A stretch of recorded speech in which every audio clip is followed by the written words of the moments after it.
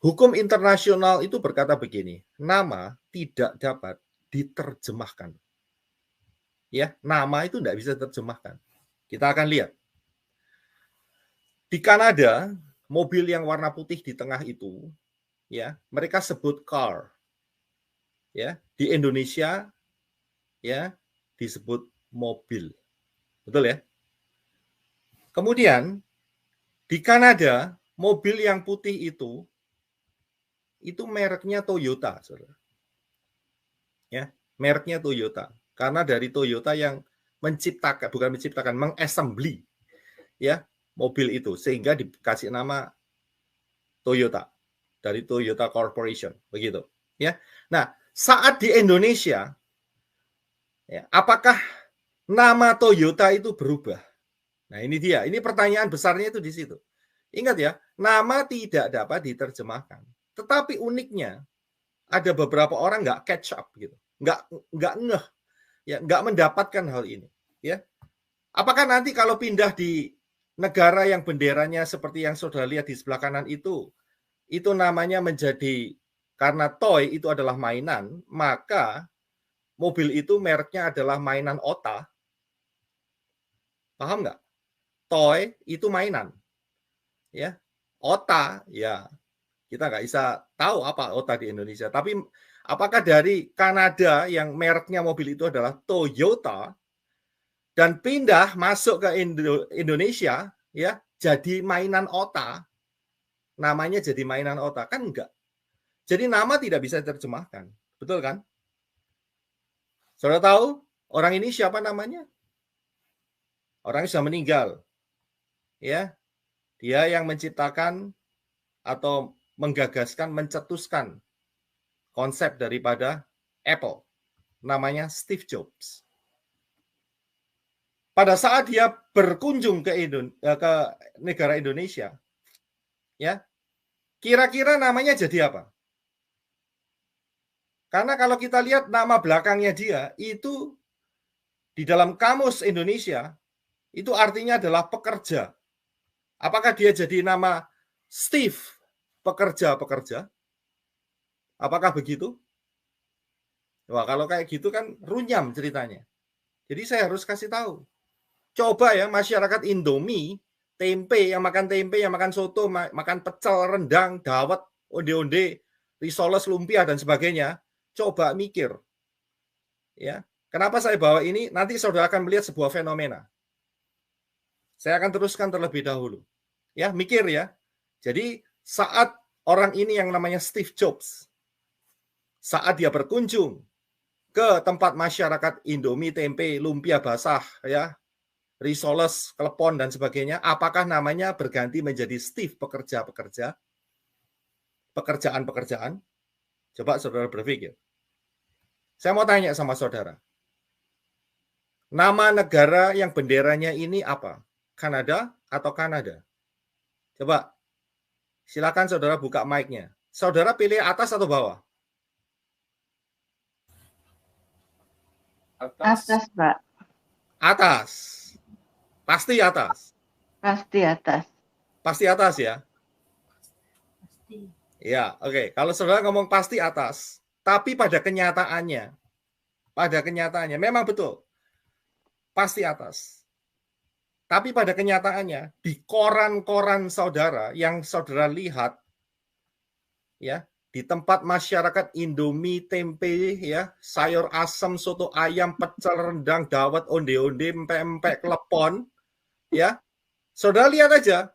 Kalau saat nulis ini tidak nulis pakai Canada, tapi Kanada pakai K. Betul nggak? Lihat aja. Betul kan? Itu kan namanya ngawur, begitu loh. Ya, padahal kita setuju kan, hukum internasional itu kan nama tidak bisa diterjemahkan. Ya.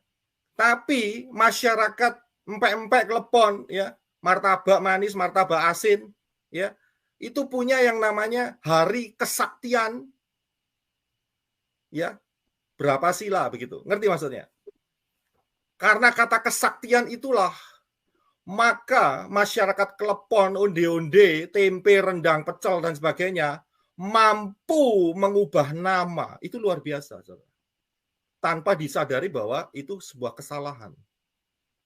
Bisa paham di sini? Kata Kanada yang dibawa itu adalah cara pengucapan bahasa masyarakat Indomie, tempe, soto ayam, pecel, rendang, dawet, empek-empek, klepon, risoles, dan lumpia. Paham ya? Saya mau tanya satu lagi di sini. Nama negara yang berbendera ini yang atas atau yang bawah? Coba, ada yang mau buka mic-nya, silakan. Atas atau bawah? Atas. Atas. Ada lagi yang mau jawab? Atas atau bawah? Atas, Pak. Atas ya, setuju atas ya. Betul, setuju atas. Ya, namanya itu yang atas. Tapi anehnya di koran-koran ya, di website kata United States itu diganti menjadi serikat. Kalau saya berteriak-teriak di daerah sini, Amerika Serikat, serikat. Mereka akan lihat ini orang gila kali. Apa itu serikat? Nggak ngerti. Tapi aneh. Di koran-koran, ya, yang majority orang makan tempe, rendang, dawet, ya, onde-onde, pecel, ya, klepon, risoles, lumpia, ya, lumpia basah, lumpia goreng, ya. Itu mereka pakai tulis di koran mereka, Amerika Serikat. Dari mana gitu loh? Kan kita punya hukum internasional. Nama tidak dapat diterjemahkan. Ya, inilah sebuah yang namanya salah kaprah, tetapi dibuat sebuah kebenaran dan diturunkan turun-temurun. Kacau nggak? Kacau. Inilah yang bikin kacau ini ya, spirit seperti ini. Ya. Karena apa? Ya itu tadi. Karena ada perayaan kesaktian. Ya, titik-titik sila begitu. Yes. Tiap tahun dikumandangkan. Jadi sakti sekali. Nama United States of America itu jadi Amerika Serikat. United States of America itu adalah satu kesatuan nama negara. Jadi nggak bisa diterjemahkan seenaknya embun-embunnya begitu. Ya, unyang-unyangnya yang di kepala. Nggak bisa seenaknya sendiri. Nggak boleh, tapi aneh. Ya. Aneh tapi nyata. Ya, ini dia. Oke. Sekarang saya mau tanya. Ini tulisan apa? Ngeluh. Ya, ini tulisan apa ini? Coba ada yang mau nge-text di sini, masuk di komen. Ini tulisan apa? Tolong bantu saya. Atau yang di streaming.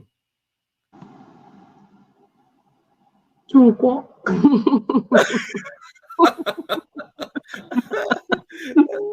Mungkin Ruth bisa kali. Ya. Ini saya cuman copy paste aja karena saya nggak ngerti. Tapi ini sebetulnya adalah apa? Wo Pucita atau wo Aini. Nggak ada yang tahu. Ya saya sendiri sebetulnya kalau cuma dikasih gini nggak tahu. Tapi kalau saya dikasih ini saya tahu. Ini Since nih. Yang punya senyum ini. Ya. Ini kan saudara pasti tahu. Oh, ini. Oh. Xi Jinping. Ya. Nah, saya tunjukkan.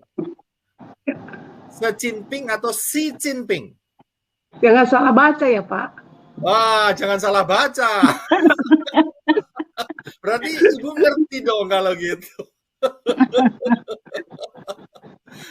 Ya, ini bisa dibaca dua nih, menurut Google loh ya, bisa dibaca dua. Jadi Xi Jinping atau Xi Jinping gitu ya. Jangan meleset sedikit, ya. Jangan meleset sedikit.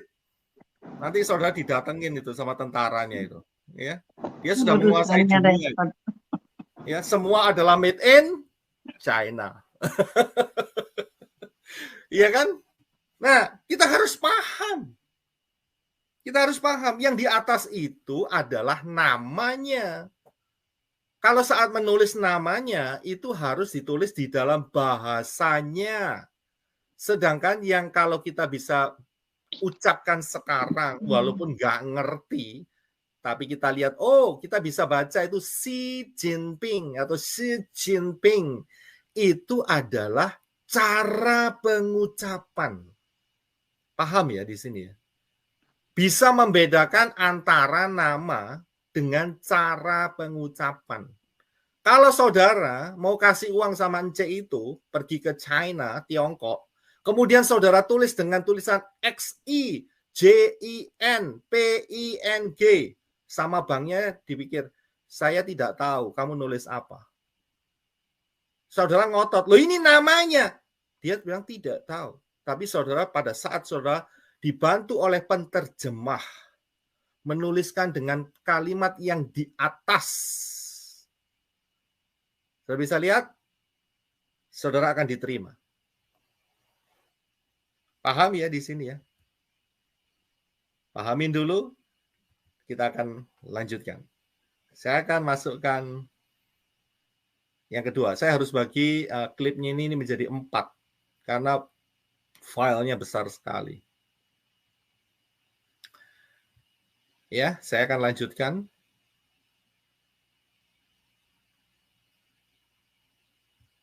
Nah, ini dia. Yohanes 19 ayat 19 dan 20. Coba minta tolong Henok Rudi bisa bantu baca untuk kita. Dan Pilatus menyuruh memasang juga tulisan di atas kayu salib itu. Bunyinya, Yeshua, orang Nazaret, Raja orang Yahudi. Yeshua, Hanotsri, Wamelech, Ha-Yehudim. Banyak orang Yahudi yang membaca tulisan itu, sebab tempat di mana Yesus disalibkan letaknya dekat kota, dan kata-kata itu tertulis dalam bahasa Ibrani, bahasa Latin, dan bahasa Yunani.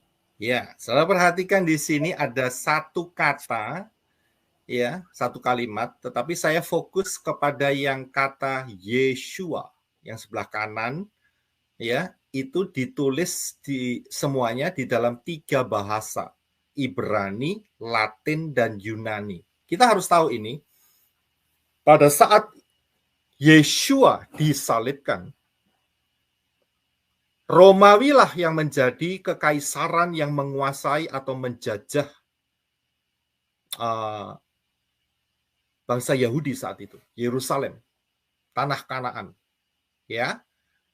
Dan orang Romawi dia punya 2 bahasa, yaitu bahasa Latin dan bahasa Yunani.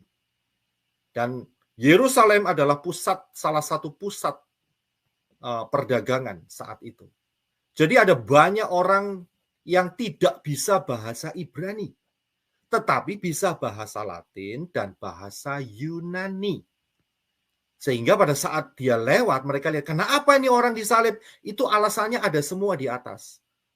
Ya, kalau alasannya pejinah gitu, ya ditulis di atasnya, ya membunuh, kemudian tidak mau bayar pajak, begitu ya. Pemberontakan, menentang kekaisaran, itu ditulis semua alasannya di atas. Nah, saat itu Yeshua digantung, disalib. Kemudian alasannya ditulis di atas kepala daripada Yeshua. Tulisnya adalah Yeshua Hanotsri Wamelech Ha-Yehudim.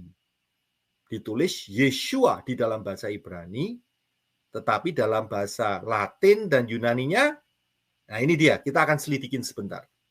Ya, jadi ada 3 bahasa alasan mengapa ada tulisan di atas kepala Yeshua supaya orang-orang tahu alasannya kenapa Yeshua disalib. Ya. Kalau di sini ada di Amerika di sini ya, ada satu restoran ditutup. Itu ada tulisannya, mengapa ditutup oleh Health Department, Departemen Kesehatan. Biasanya kurang bersih atau ada masalah di dalamnya, ya pipanya bocor, gasnya bocor atau apa, itu harus ditulis sehingga mengerti, ya. Nah, kita akan coba lihat apa yang menjadi kata Yeshua ini. Ini adalah kata Yeshua, ya bacanya dari kanan, Yod Shin Waw Ayin. Ya, kalau saya ngomong yod itu yang paling kanan, yod shin waw ayin. Itu cara pengucapannya. Dan ditulis Yeshua, Y-E-S-H-U-A. Nah, saya harus jelaskan di sini bahwa yang namanya itu adalah yang di atas itu, yang goresan-goresan itu, yod shin waw ayin. Tetapi saat saudara dan saya mengatakan Y-E-S-H-U-A, itu adalah cara melafalkan kita. Cara kita melafalkan. Ya, cara kita melafalkan yod shin waw ayin. Itu bunyinya adalah Yeshua. Ya, paham ya di sini ya. Nah, jadi Yeshua itu adalah, kalau kita ngomong Y-E-S-H-U-A, itu adalah cara pengucapan dalam bahasa Indonesia. Karena bahasa Indonesia itu punya alfabet A sampai Z. Dan itu bunyinya semua Yeshua. Persis seperti orang Yahudi, sama. Yeshua. Ada semua. Ada Y, ada E, ada S, ada H, ada U, ada A. Lengkap. Ya. Nah, sedangkan saat itu ada problem. Yaitu bahwa orang Greek, bahasa Yunani, bahasa Romawi zaman itu, bahasa yang menggunakan huruf-huruf Latin dan huruf Yunani saat itu, ada beberapa huruf yang tidak bisa merepresentasikan kata Yeshua. Jadi pengucapannya dibuat singkat, yaitu, dan ada juga tradisi daripada orang-orang Yunani, kalau orang itu adalah orang terhormat atau orang yang ketiga, itu mereka pakai us belakangnya. Jadi dia hanya pakai 2 huruf saja dan kemudian ditambahi us. Jadilah tulisannya IESVS. Ada yang baca Yesus. Paham ya di sini ya? Jadi itu adalah cara pendekatan paling dekat saat itu. Ya, ini bukan terjemahan loh, bukan. Caranya karena mereka nggak bisa ngomong. Saya pernah berulang-ulang katakan bahwa saya pernah kerja di satu perusahaan kabel. Ya, manajernya itu namanya Thomas, orang Indo. Dan kemudian di sana itu yang bekerja itu campur orang Spanish, orang Meksiko ya, Spanish, Indonesia, orang Chinese, orang Vietnam, banyak di situ. Dan satu kali ada satu orang Vietnam berkata, tomat. Saya nggak ngerti. Apa itu tomat? Saya pikir dia buah tomat. Akan tetapi saya dikasih tahu sama teman, dia nggak bisa ngomong S di belakang. Karena orang Vietnam tidak punya S di belakang. Jadi S-nya dihilangin jadi tomat. Baru saya ngerti. Tetapi apakah namanya jadi tomat? Orang itu, manajer itu, tidak kan? Dia akan tetap, walaupun di Vietnam, namanya tetap ditulis Thomas. Walaupun orang-orang Vietnam berkata, nggak bisa ngomong Thomas, tapi tomat. Tomat, gitu. Buat kita tomat, ya tomat, saudara. Kecap.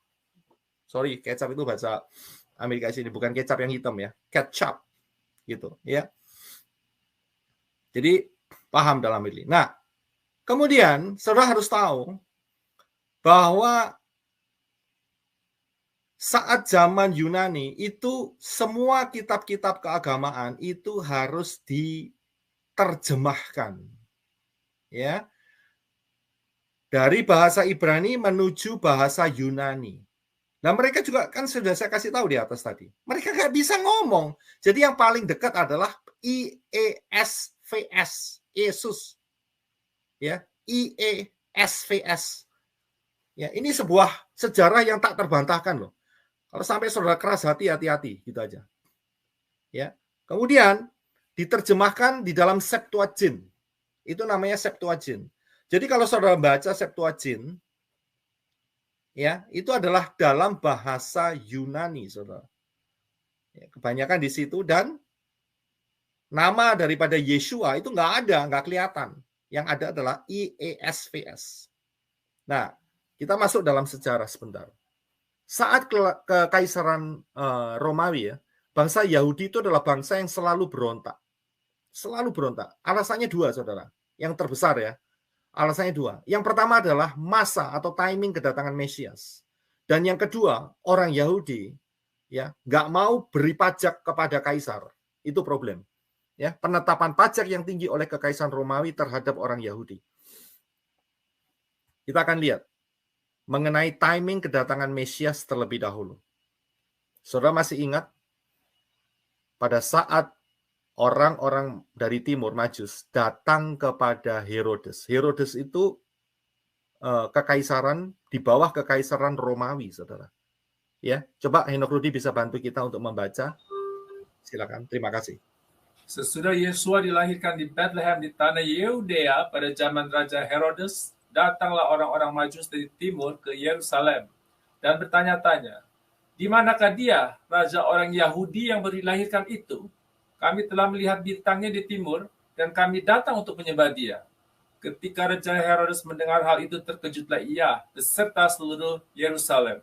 Maka dikumpulkannya semua imam, kepala, dan ahli Taurat bangsa Yahudi. Lalu dimintanya keterangan dari mereka di mana Mesias akan dilahirkan. Mereka berkata kepadanya, di Bethlehem di tanah Yudea, karena demikianlah ada tertulis dalam kitab Nabi. Saudara bisa lihat ada kata di mana Mesias akan dilahirkan. Kaget si Herodes. Loh, ada raja yang akan lahir. Mereka tahu Mesias itu raja. Ya, jadi pada saat itu tahu bahwa bangsa Yahudi itu sedang menunggu rajanya, Mesiasnya. Ditambahin lagi dengan profesi atau nubuat yang ada di dalam Daniel 9:25. Nggak usah dibaca. Itu ada perhitungannya. Saudara lihat di pengajaran saya, pola Shemitah, saudara akan temukan. Ya, bahwa mereka itu bisa menghitung loh kedatangan Yeshua HaMashiach. Orang Israel itu bisa menghitung, orang Yahudi. Dia menghitung. Tetapi masalahnya adalah expectation-nya yang berbeda. Pandangannya yang berbeda terhadap Mesias. Yeshua datang itu sebagai Mesias yang akan dibunuh untuk dosa-dosa. Tetapi mereka berpikir Mesias yang datang harus melepaskan mereka dari kekuatan Romawi. Itu sudah salah pandang. Gara-gara itulah Yeshua ditolak. Dan Yeshua juga menyatakan dirinya sebagai Bapa, ya, Elohim. Dia sendiri adalah Yahweh itu sendiri. Dan itu merupakan hujat buat orang-orang Yahudi saat itu. Jadi orang Yahudi itu ngitung. Ya. Dia tahu saat kedatangan Yeshua HaMashiach. Karena itu, berdasarkan pola Ibrani yang benar, kita bisa tahu kapan kedatangan Yeshua HaMashiach yang kedua. Ya, itu bukan satu rahasia lagi. Kalau kita bisa melihat dengan mata yang terbuka dan pengurapan dengan ruah Yahweh Elohim, kita bisa lihat, tahu kapan kedatangannya. Dan kita bisa hitung. Ya, 3,5 tahun sebelum kedatangan Yeshua HaMashiach adalah pengangkatan. Rapture. Itu jelas sekali. Sangat jelas sekali. Ya, di dalam Tanakh dan Brit Darsa. Ya, kita lanjutkan. Saya nggak bicara soal pengangkatan hari ini. Nah, saudara perhatikan. Jadi timing Mesias datang itu adalah zaman itu, saudara. Karena itu, orang Yahudi sedang menunggu kedatangan si Mesias itu dan terjadi banyak pemberontakan. Yang mengatasnamakan dirinya adalah Mesias. Ya, tapi Mesias itu adalah Mesias palsu. Dan yang kedua adalah penetapan pajak yang tinggi oleh kaisar. Yeshua pernah dites dalam hal ini. Boleh nggak beri pajak kepada kaisar atau tidak? Dan Yeshua mengeluarkan sebuah koin, minta sebuah koin. Ini gambar siapa? Gambar kaisar, mereka jawab. Kalau gambar kaisar, berikanlah kepada kaisar yang menjadi hak kaisar, dan berikanlah kepada Elohim Yahweh apa yang menjadi hak daripada Elohim Yahweh. Ya, jadi orang Israel saat itu, Yahudi, nggak mau bayar pajak. Tapi ditekan dengan luar biasa. Ya, jadi kita harus paham. Nah, karena inilah maka terjadi pemberontakan yang besar. Dua pemberontakan yang terbesar yang terjadi adalah saat tahun 70 di mana Bait Suci itu dirubuhkan total oleh Titus. Dan yang kedua adalah pemberontakan Bar Kokhbah. Ya, ada seorang yang namanya Simon Bar Kokhba antara 132 sampai 135 setelah Masehi, ya. Dan saat itu grup rabbinik itu sudah mulai terbentuk dengan sangat kuat sehingga mereka menyebut yang namanya Simon Bar Kokhba ini sebagai Mesias. Ini dia, Messiah of Jews, ya, Mesiasnya orang Yahudi. Tapi lagi-lagi, ya, mereka tidak punya fondasi kebenaran firman yang benar. Akhirnya ya itu Mesias palsu. Sedangkan Yeshua sudah selesai urusannya. Ya, jadi kita harus hati. Dan hari ini kalau saudara lihat di Israel itu 90% lebih itu rabbinik semua. Ya, yang topinya gede, topi kecil atau apapun itu grup rabbinik semua. Dan mereka sedang menunggu Mesias. Yang mereka tunggu adalah bukan Yeshua. Karena mereka menolak Yeshua. Yang mereka tunggu adalah anti-Hamasiah. Ya, kita harus paham dalam hal itu. Ya, jadi pembangunan bait suci nanti yang ketiga ini itu bukan untuk Yeshua Hamasiah, tetapi itu untuk anti-Hamasiah. Ya. Hari ini kita bicara soal dosa sempurna, ya, soal zaman akhir nanti kita akan bahas lagi dalam beberapa minggu ke depan. Ya, jadi karena pemberontakan ini, maka orang Romawi itu benci sekali, saudara, terhadap orang-orang Yahudi karena bikin masalah, bikin ulah, bolak-balik melawan kekaisaran Romawi, bolak-balik, saudara. Terjadi pemberontakan yang paling besar dua ini. Sehingga terjadi sentimen kebencian. Nah, orang Romawi itu nggak ngerti, nggak bisa membedakan maksud saya, antara yang rabbinik dengan yang mesianik. Nggak tahu mereka. Mereka anggap itu semua sama rata, sama rasa. Begitu. Mereka nggak bisa membedakan. Padahal pada saat itu terjadi movement, pergerakan mesianik yang luar biasa. Ya, terjadi pelipat gandaan jiwa-jiwa di Tuai karena mereka percaya Yeshua Hamasiah. Tetapi orang-orang Romawi dia nggak tahu dan tidak mau tahu. Dia habisin semua. Pokoknya kelihatan Yahudi, ya, dihabisin sama mereka. Lah mesianik, mereka juga punya akar Yahudi. Jadi mereka melakukan Pesa, ya, melakukan Yom Habikurim, mereka melakukan Shavuot dan sebagainya. Orang Kaisar nggak mau tahu orang apa itu namanya, orang Romawi. Dan di satu titik saat pemberontakan Bar Kokhba ini, ya, banyak buku-buku di dalam bahasa Ibrani itu dibakar. Dan sebelum dibakar, ternyata kitab-kitab itu telah diterjemahkan di dalam yang namanya Septuagint. Ya, di dalam satu kitab tetapi bahasanya adalah bahasa Yunani, Septuagint itu namanya. Ya, tetapi sentimen ini terus berlangsung. Bertahun-tahun bahkan beratus-ratus tahun. Dan mereka benci terhadap Israel sampailah terjadilah pembentukan bapak-bapak gereja, tetapi mereka menerima kitab suci dan menolak prinsip-prinsip Torah. Jadi yang semua berbau-bau Yahudi itu ditolak. Nggak usah jauh-jauh, ini loh kayak talit ini loh. Kita pakai talit kan, saudara pakai talit semua. Itu ditolak sama mereka. Saudara sabat kan, ditolak sama mereka, sama bapak-bapak gereja. Kenapa? Karena pada saat tahun 325 Masehi itu terjadi adalah sebuah konsili di Nisea, yaitu di daerah Turki. Saat itu Konstantin, Kekaisaran Konstantin merger dengan Septuagint itu.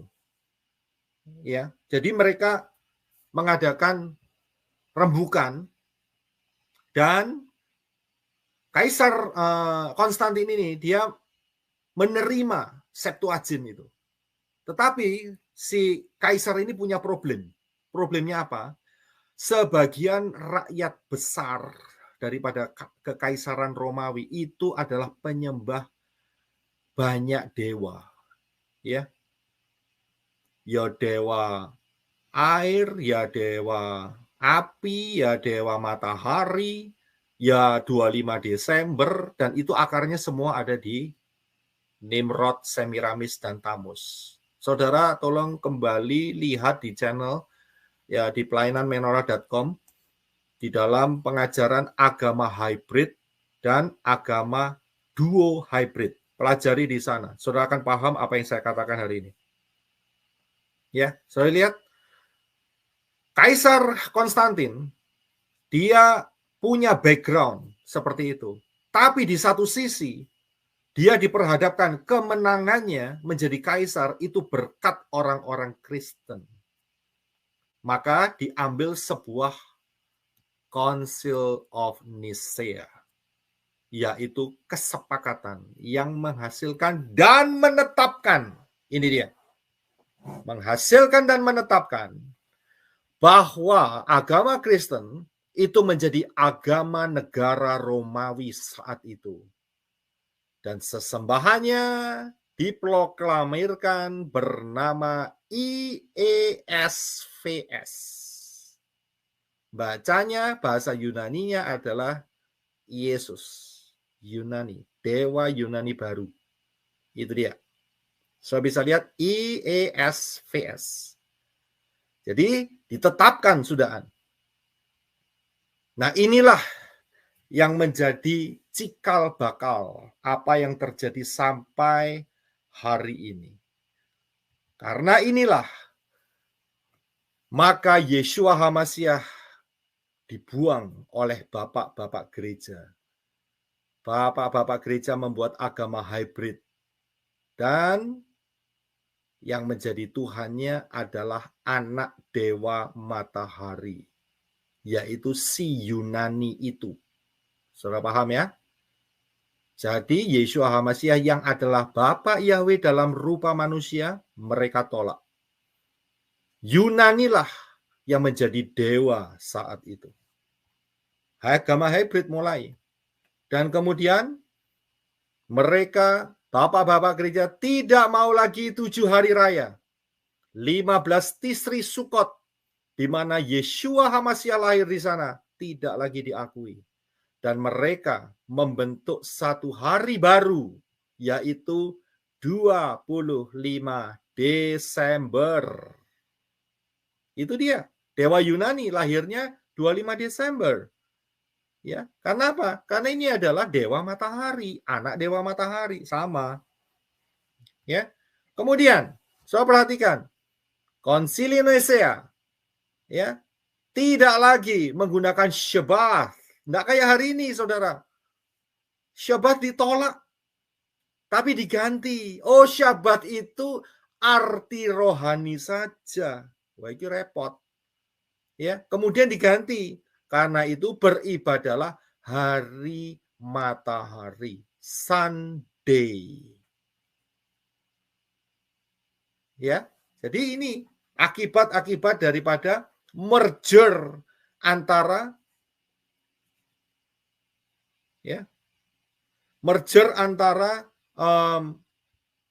agamanya Konstantin dengan Septuagint. Apalagi yang kita bisa lihat? Saudara tahu, kenapa Bapak Yahweh cinta akan hari Sabat? Karena hari Sabat itu pola angka 7. Zayin, saya sudah jelaskan banyak ini. Kepala yang dimahkotai, bermahkota, yaitu Yeshua HaMasyiah. Kerajaan 1000 tahun.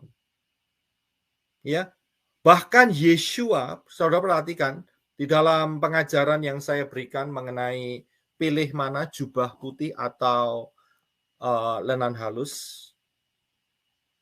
Yeshua saat bangkit dari kematian pada hari Shabbat, hari yang ke-7. Ya. Di sanalah orang-orang yang telah mati, yang percaya kepada Yeshua HaMasyiah keluar dari kubur. Disitulah titik rapture. Ini luar biasa. Anak saya, Angel, berdoa.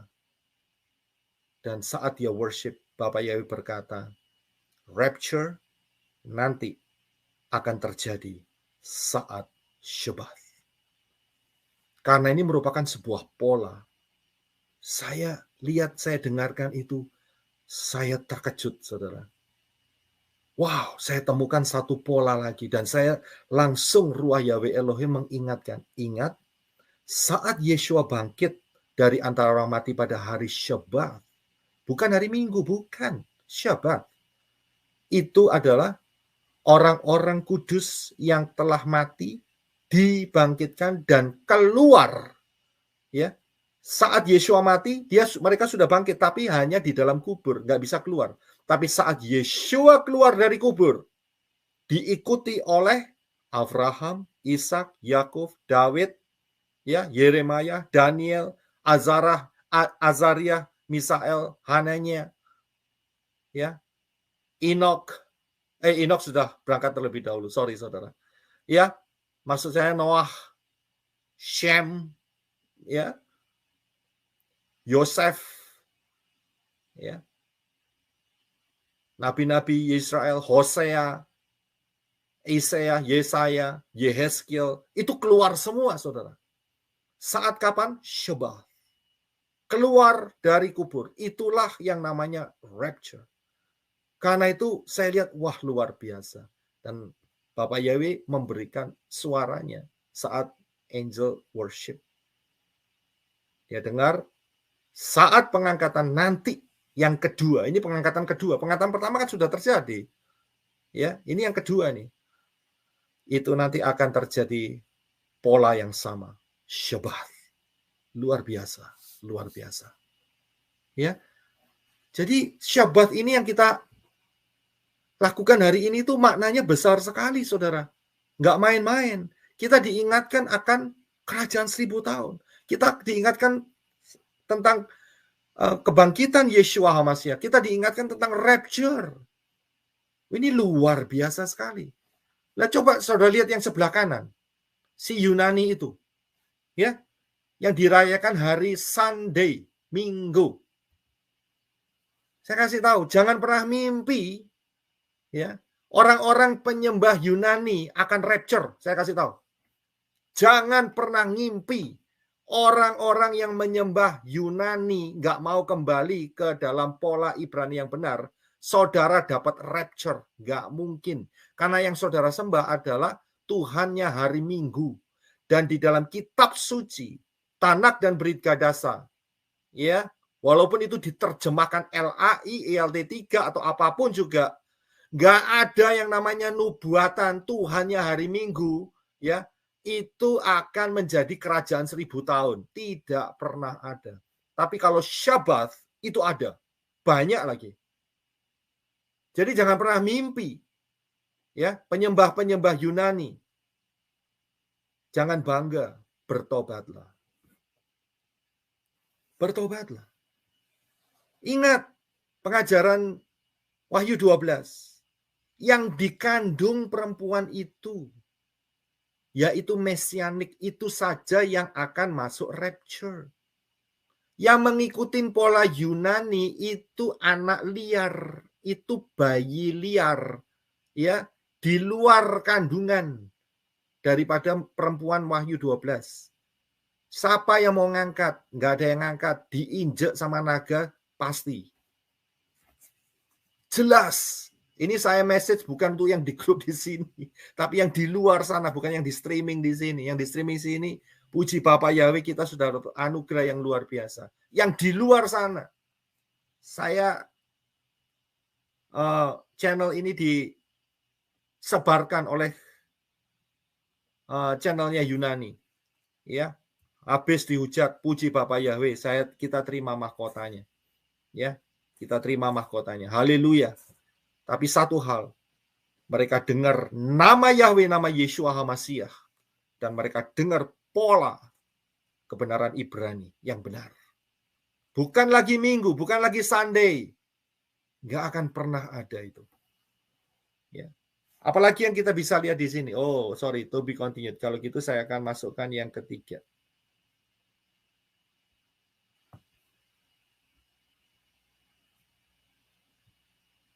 Apalagi agama hibrid, ya, membuang Torah. Torah dibuang. Kita Percaya akan Torah adalah kasih anugerah Bapa Yahweh supaya kita jalannya benar sebagai manusia. Mereka buang Torah, kacau, sehingga berkibarlah bendera pelangi di gereja-gereja Yunani. Yaitu buah mereka. Saya bisa lihat di sini. Buat kita mengasihi Torah karena Yeshua mengajarkan Torah. Dia adalah moreh. Sedangkan orang-orang Yunani, prinsip-prinsip Yunani, grup-grup Yunani, Torahnya dibuang. Yang berikut. Yeshua HaMashiach mati 14 Nisan, hari Rabu, Pesah. Buat Yunani, Jumat Agung. Ya. Jumat Agung. Saudara paham di sini? Kalau dihitung Jumat Agung tidak sampai 72 jam.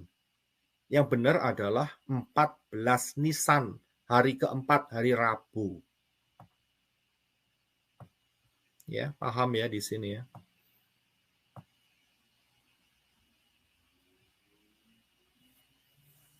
Agama hybrid juga menetapkan Trinitas. Ya. 3 jadi 1, 1 jadi 3, bingungi. Tetapi di dalam kebenaran Ibrani jelas, Bapa Yahweh turun ke dunia dalam rupa manusia, yaitu Yeshua HaMashiach. Mati di atas kayu salib, bangkit pada hari yang ketiga, naik ke Syamayim, ruah Yahweh Elohim diturunkan pada saat Syavuot. Clear. Jelas sekali ceritanya. Nggak kayak Trinitas. Bingungi bulat. Ya, itulah agama hybrid. Kemudian, saya harus tegaskan bahwa Yeshua tidak sama dengan Yunani. Jelas. Ya. Saya tidak akan kompromi dalam hal ini. Yeshua tetap Yeshua. Kalau mereka tidak mau berubah, hati-hati. Bisa masuk dosa sempurna. Jadi jelas sekali ya. Kenapa Yeshua dan Yunani itu berbeda. Beda entity. Ya, beda semuanya. Kita kalau mau masuk Syamayim, pengangkatan, pilih yang benar. Dan yang benar adalah Yeshua HaMashiach. Ya. Bukan cuma hal-hal yang di atas yang terjadi.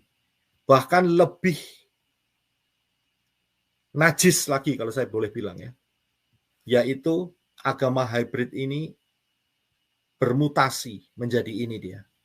Penyembahan terhadap ibu dan anak. Dan ini udah penyembahan kuno dari Mesir kuno. Isis dan Horus, Semiramis dan Tamus. Saudara bisa pelajari ini di agama hybrid. Ya. Ini adalah penyembahan terhadap ibu dan anak. Nah, inilah wajah aslinya. Kalau saudara lihat Passion of the Christ, Mel Gibson itu, ya, saudara akan lihat fenomena ini. Inilah dibalik itu semua. Ya, jadi saudara paham di sini. Ini wajah aslinya itu yang di tengah itu, saudara. Mau nyembah itu, wah, mereka tidak punya Syamayim yang benar. Ya, yang ada adalah lautan api. Ini dia. Jadi, penyembahan ibu dan anak adalah satanic worship. Siapa yang mendengar hal ini, segera bertobat. Ya, terutama ini diciptakan oleh lemak ikan dan kucing menjilat. Saudara ngerti sendiri. Ya, lemak ikan, kucing menjilat. Nah, saya akan lanjutkan dalam fase sejarah. Saat Kekaisaran Roma runtuh, ya, yang namanya lemak ikan dan atau kucing menjilat itu enggak runtuh, tapi tambah mendunia, saudara. Ini dia, duo hybrid dan duo hybrid. Ya, tidak runtuh, tapi lebih kokoh lagi. Sehingga karena mereka sudah pakai yang namanya IESVS tadi, ya, nama Yunani tadi. Dunia ini kemudian dikuasai oleh Commonwealth, ya, yaitu Inggris Raya, ya, Britania Raya, Britannian, ya, the Great Britain, dan itu menyeluruh ke seluruh dunia. Dan mereka punya abjad tersendiri. Jadi Yunaninya jadi Junani, ya. Jadi Yunani, ya, IESVS, mereka terjemahkan di dalam bahasa Inggris, ya, in English, dalam bahasa Inggris menjadi Junani, ya. Dan kemudian mereka menyebar sampai ke Indonesia, kembali menjadi Yunani lagi. Ya, ngerti ya maksud saya. Jadi masuk ke daerah-daerah Asia jadi Yunani kembali, ya. Jadi ini perkembangannya dan ini terjadi terus. Tapi ingat bahwa tahun 1948 Israel kembali menjadi bangsa karena mujizat Bapak Yahweh. Karena waktunya sudah dekat. Ya, waktunya sudah dekat. Saudara bisa pelajari di pengajaran Matius 24, ya, di channel ini juga. Kembali ke akar yang benar. Dari sinilah maka mesianik itu muncul, saudara. Yeshua itu kembali muncul. Inilah masa pemulihan. Pemulihan nama Yahweh, pemulihan nama Yeshua, pemulihan 7 hari raya. Ya, pemulihan yang dikerjakan oleh Bapak Yahweh. Dan ini menjangkau jiwa-jiwa zaman akhir ini. Perhatikan perbedaannya antara Messianic Judaism dengan yang kanan. Ya, kucing menjilat dan ya, setan protes setan. Ya, perhatikan perbedaannya kanan dan kiri. Beda jauh, saudara.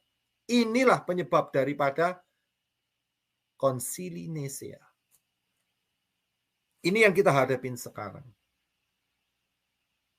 Saudara pilih mana? Yang kiri atau tetap ngotot yang kanan dengan risiko kalau ngotot terus yang kanan, dosa sempurna. Saudara yang bisa menentukan pilihan sendiri.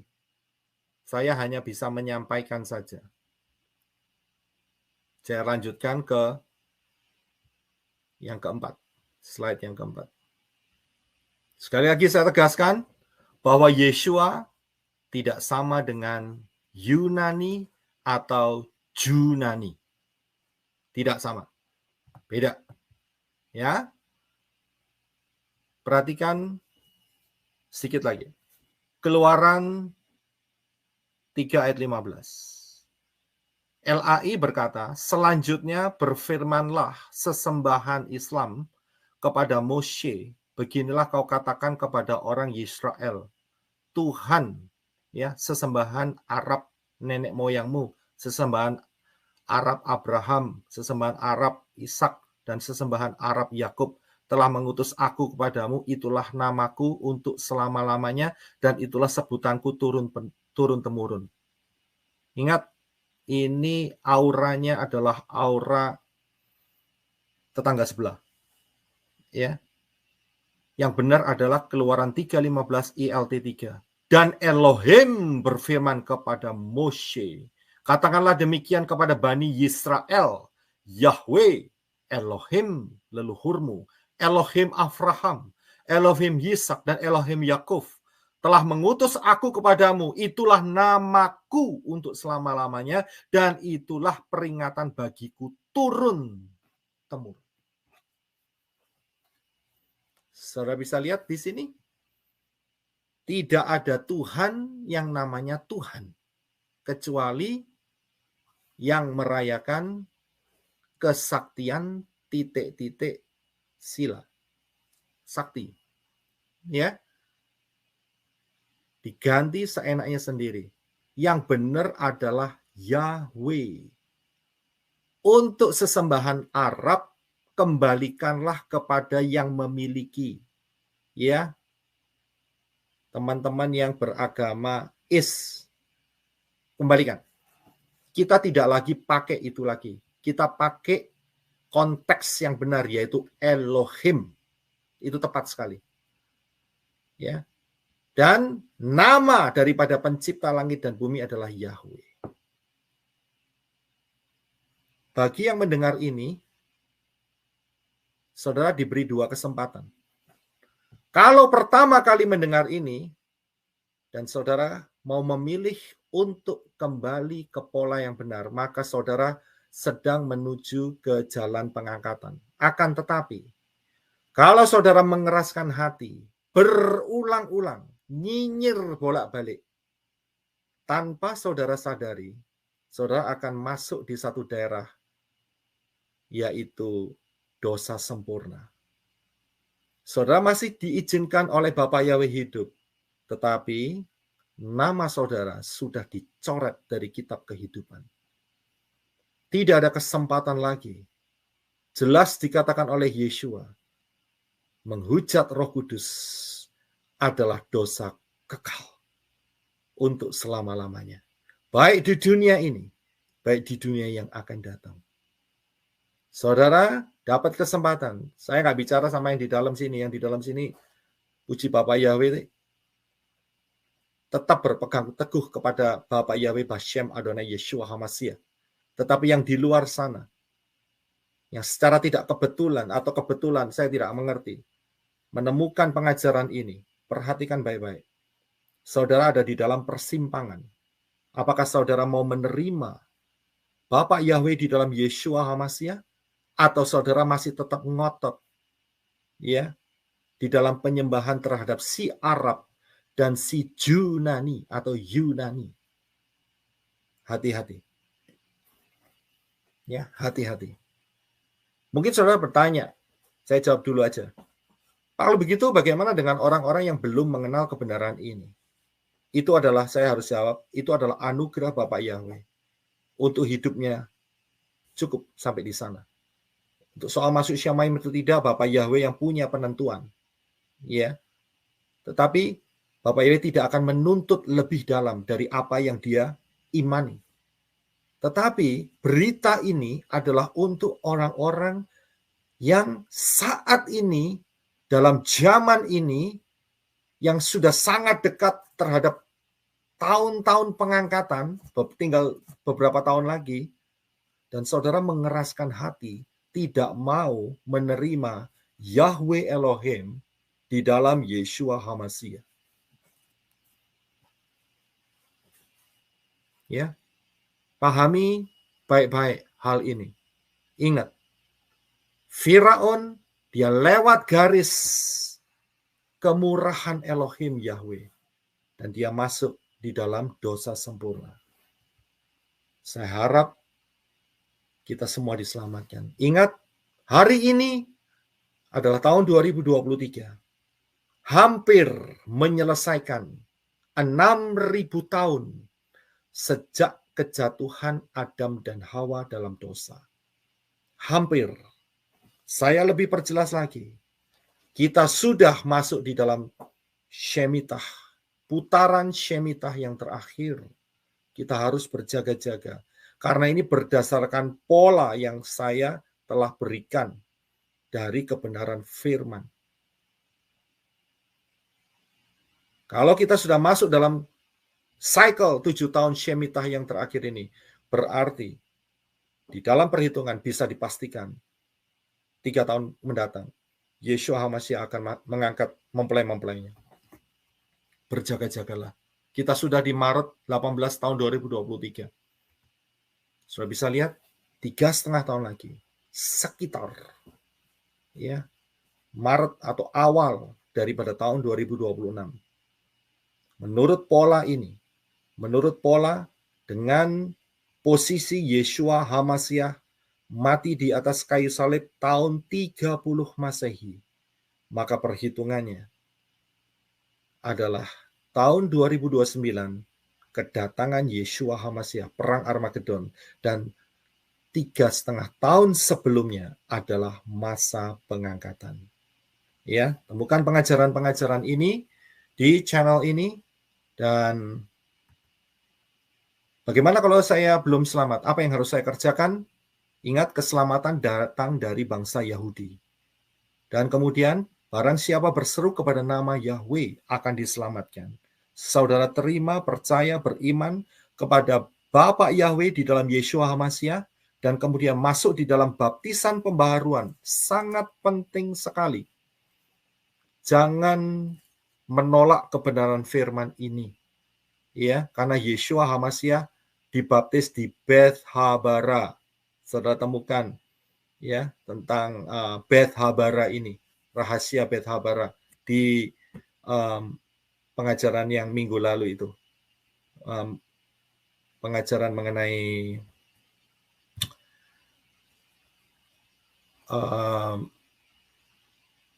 pengangkatan, ya. Apa yang ingat judulnya ya, pengangkatannya? Coba saudara kasih. Tubuh kemuliaan. Ya, tubuh kemuliaan, ya, pengangkatan ya. Tubuh kemuliaan. Terima kasih. Ya, terima kasih. Tubuh kemuliaan. Ya, Beth Habara. Kemudian berjalan, belajar kebenaran firman, berjalan dengan Bapak Yahweh dalam Yeshua, dan kita nantikan Yeshua pasti akan mengadakan rapture buat mempelai-mempelainya. Ya.